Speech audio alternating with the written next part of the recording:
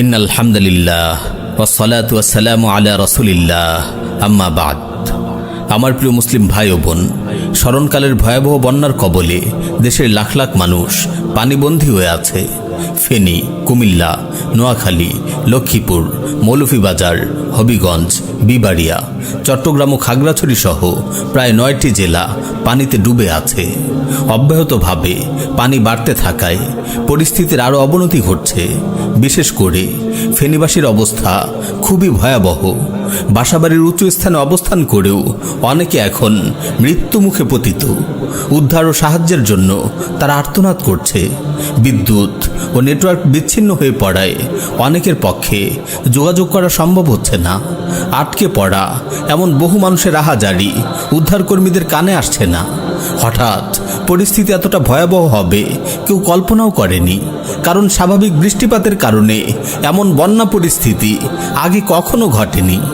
এটা বাংলাদেশের মানুষের প্রতি ভারতের অমানবিকতার ফল।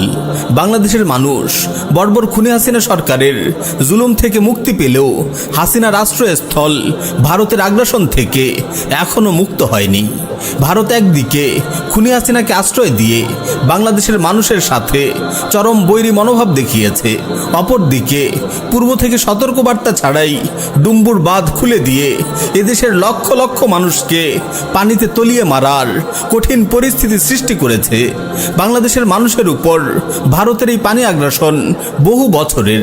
চাষাবাদের জন্য বাংলাদেশের মানুষের যখন পানির প্রয়োজন পড়ে তখন ভারত ন্যায্য পানির হিস্সা থেকে এদেশের মানুষকে বঞ্চিত করে। আর বর্ষাকালে যখন নদী নালা, খাল বিল সব পানিতে থই থই করে তখনই ভারত নদীর বাঁধগুলো খুলে দেয় যেন এদেশের মানুষ পানিতে ডুবে মরে। বাংলাদেশের জনগণের প্রতি ভারতের মানুষ সবসময় বিদ্বেষমূলক আচরণই করে। বাংলাদেশের মানুষ যখন বন্যা দুর্গতদের উদ্ধার কাজে চেষ্টা চালিয়ে যাচ্ছে, বর্বর ভারতীয় মিডিয়া তখন বাংলাদেশের এই কঠিন পরিস্থিতি নিয়ে উপহাস করছে। তারা বোঝাতে চাচ্ছে তাদের দাদাগিরি মেনে অনুগত না হলে পরিণতি এমনই হবে। আমরাও ভারতকে বলে দিতে চাই, তোমাদের মতো গোপূজারী কাপুরুষদের বাংলার মুসলিমরা সমীহ করে চলবে না। আমরা ভালো করেই জানি মুশরিকরা মুসলিমদের প্রতি কতটা বিদ্বেষ ও শত্রুতা পোষণ করে। আমাদের মহান রব আমাদের জানিয়ে দিয়েছেন, লাতাজিদান্না আশাদ্দান নাসি আদাওয়াতাল লিল্লাযিনা আমানু আল ইয়াহুদা ওয়াল্লাযিনা আশরাকু। আপনি সব মানুষের চাইতে মুসলিমদের অধিক শত্রু ইহুদি ও মুশরিকদের পাবেন। হ্যাঁ, আমার প্রিয় মুসলিম ভাই ও বোন, ভারতের মুশরিকরা ইসরায়েলের ইহুদিদের মতোই মুসলিম উম্মার জন্য হুমকি এবং মারাত্মক বিস্ফোরা। সুতরাং ভারতের প্রতি নতজানু আচরণ নয়, এদের আগ্রাসনকে ধুলোয় মিশিয়ে দিতে হবে। বাংলাদেশের উপর তাদের দাদাগিরি আর চলতে দেয়া যাবে না। ভারতের সাথে কৃত সব চুক্তি বাতিল করতে হবে। তাদের যাবতীয় পণ্য বয়কট করতে হবে। ইতি টানতে হবে ভারতের ইচ্ছে মতো বাঁধ খোলা বন্ধের দাম্ভিকতার। ভারত সরকার ও মুশরিকদের প্রতি কোনো প্রীতি ভক্তি নয়।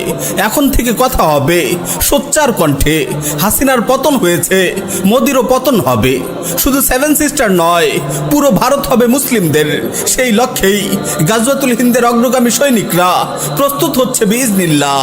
পরিশেষে আমি আমার মুসলিম ভাইদের প্রতি আহ্বান করছি, আপনারা বন্যা দুর্গত মানুষদের সাহায্যে এগিয়ে আসুন। পাড়া মহল্লায় স্বেচ্ছাসেবক টিম গঠন করে দুর্দশাগ্রস্ত মানুষদের খোঁজ খবর নিন।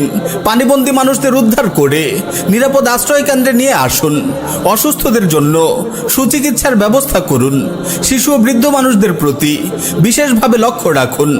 পর্যাপ্ত শুকনো খাবার, বিশুদ্ধ পানি, খাবার, স্যালাইন ও প্রয়োজনীয় ওষুধপত্রের ব্যবস্থা করে বন্যা দুর্গত মানুষগুলোর হাতে হাতে পৌঁছে দিন। যারা দূরে আছেন, বিশেষ করে প্রবাসী ভাইদের বলছি, আপনারা আর্থিকভাবে সহায়তা করে স্বেচ্ছাসেবক ভাইদের কাজকে আরও বেগবান রাখতে ভূমিকা রাখুন। প্রিয় ভাই, আপনি যদি আপনার মুসলিম ভাই ভাইয়ের সাহায্যে এগিয়ে আসেন, আল্লাহ তাআলা আপনাকে সাহায্য করবেন। হাদিস শরীফে রাসূল সাল্লাল্লাহু আলাইহি ওয়াসাল্লাম বলেছেন, ওয়াল্লাহু ফি আউনিল আবদি মা কানাল আবদু ফি আউনি আখি।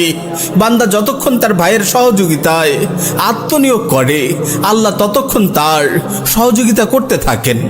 সর্বোপরি সবাই আল্লাহ সুবহানাহু ওয়া তাআলার নিকট দোয়া জারি রাখুন, আল্লাহ যেন এই কঠিন পরিস্থিতি থেকে বন্যা দুর্গত মানুষদের হেফাজত করেন। আমিন ইয়া রাব্বাল আলামিন।